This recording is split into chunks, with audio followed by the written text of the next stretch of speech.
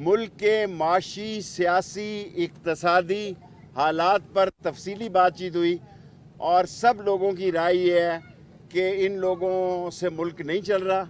मुल्क बहुत बड़े नाजुक तरीन इक्तसादी बहरान में दाखिल हो चुका है और लोगों की इमरान खान साहब से यही ख्वाहिश है कि इन मसाइल से बाहर निकलना चाहिए। सितंबर या अक्टूबर में केयर टेकर सेटअप देख रहे हैं?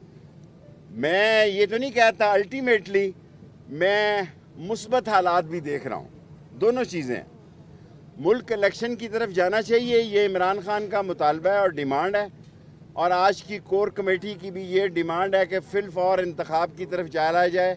इंतखाब ही ये वाहिद हल है और ये हुकूमत टोटली नाकाम हो चुकी है, कोलैप्स हो चुकी है।